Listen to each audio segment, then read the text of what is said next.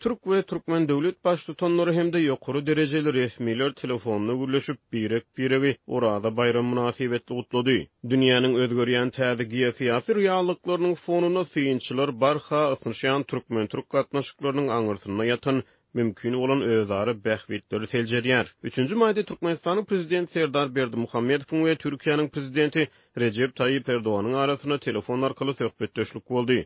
Bu barada TDH habar berýär. Döwlet medeniýetine görä söhbetdeşligiň dowamyna taraplar biregi orada bayram münasibetli gutlady. Iki ýurduň arasyna köp uğurlu gatnaşyklaryň ileri tutulýan ugurlaryny maslahatlaşdy. Goý mübarek orada aýynyň nurany günlerini agyz bekläp tutan oradalaryňyz, amal eden ibadatlaryňyz we ýagşy doga dilegleriniz beýik bir waryň dergähine kabul bolsun diýip TDH Türkmen we Türk prezidentleriniň birege beýan eden gutlaw sözlerini sitirleýär.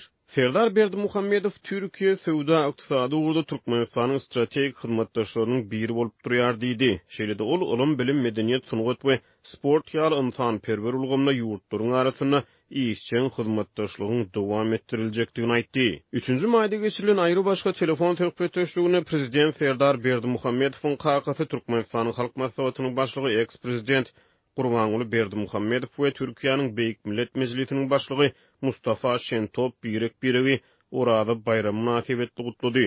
Taraplar iki ýurduň kanun çykarjy edaralarynyň arasyna gatnaşyklary işçiňleşdirmek hemde özara geňeşmeler arkaly tejribe alışmagyň mümkinçiliklerini noktadylar. Şol gün Türkmenistanyň parlamentiniň aşaky palatasynyň başlygy Gülşat Mämedowa hem Türkiýanyň Beýik Millet Mejlisiniň başlygy Mustafa Şentop bilen telefonyna gürleşip orada bayram münasibetli gutlaw sözlerini beýan etdi.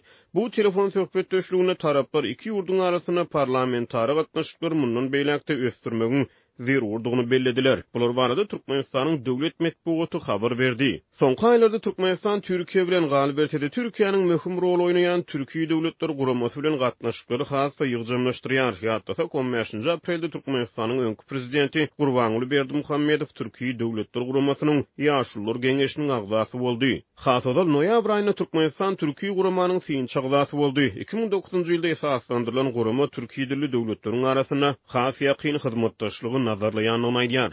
Azerbaýjan, Gazaqstan, Kyrgyzstan, Özbegistan we Türkiýe bu guramanyň dol hukukly agzasy, Wengriýa we Türkmenistan syýynçy agzasy bolup durýar. Türk medeniýetine görä Türkiýanyň prezidenti Recep Tayyip Erdoğan soňky bir näçe güniň dowamyna Türkmenistanyň döwlet başlyklary bilen bir hatarda beýleki Türkiýe döwletleriň hemde köp sany musulman ýurtlaryň döwlet başlyklaryny orada bayram münasibetli gutlady. Edil şolar ýaly Türkiýanyň parlamentiniň spikeri Mustafa Şentop hem başga da köp sany ýurtlaryň şol sany Türkiýe döwletleriň parlament başlyklaryny bayram münasibetli gutlady. Türkiýanyň hem de Türkmenistanyň arasyna barha ysynşan gatnaşyklary galibiyetde Türkmenistanyň Türkiýe döwletleri geňeşine tarap ymtylşlary, tyňçylary görä diňe bir bayram diplomatiýasynyň ibarat bolmagyny eýsem, bu gatnaşyklaryň aňyrsyna dünýäde emelegelen täze geýäsiýasy reallyklaryň fonuna möhüm bähwitler ýatyr. Käbir synçylary görä Russiýanyň Ukraina amala asyrýan çözüşiniň ýygyany postsowet giňişlikde Rus agalygynyň sorak astyna alynmagy başlanmagy bilen Merkez Aziýa ýurtlary täze ýaranlyklary ymtylýar we bu deňlemede Türkiýe sebitli TV Gutaýdan öňe çykýar. Britaniýanyň Glasgow Uniwersitetiniň professory Merkez Aziýa boýunça bilermen Luka Ancheski Türk we Türkmen döwlet başlyklarynyň hemde ýokary derejeli resmileriniň arasyna telefon söhbetdeşliginden ugur alyp barha ysynşan Türk-Türkmen gatnaşyklaryna syny berdi. First of all, I think that we need to be cautious. I mean, this could be signaled. Birinjilik bilen meniň pikirimçe bu ýagdaýa syny berilerine seresaply çemeleşmeli. Bu telefon söhbetdeşlikleriniň diňe bir bayram gutlawlaryndan ibarat bolmagy hem mümkin. Ýöne ataly ogul bolan öňkü Türkmen prezidenti bilen häzirki Türkmen prezidentiniň arasyna utgaşykly hereketiň bolmagy asyetini Türkiýe bilen gatnaşyklary ösdürmek üçin ýürüýte syňanşygyň bardygyny hem görkezýän bolmagy mümkin diýip Ancheski aýtdy. Be some kind of deliberate attempt to strengthen the ties with Turkey. Ekspertiň tasdiklamagyna görä Russiýanyň Ukraina çözmegi bilen sebitde geýäsiýasy ýagdaýlaryň özgörmegi Türkmen hökümetini ýurduň daşary siýasatyna gaýtadan göz aýlamagy terýär. Now, I am not really sure what kind of actual benefits may... Türkmenistan bilen Türkiýanyň arasyna gatnaşyklar güýçlendirilen halatyny munyň nähili anyk bähwetleri getirjegini men dogrusu anyk bilemok. Ýöne meniň pikirimçe Ukrainada barýan uruş derarly, ýagny Russiýanyň Ukraina çözmegi bilen gutulgusyz bolan geosyýasy özgörüş megerem Aşgabady özüniň daşary siýasatyny gaýtadan gözden geçirmäge içerýän bolmaly diýip ekspert aýtdy.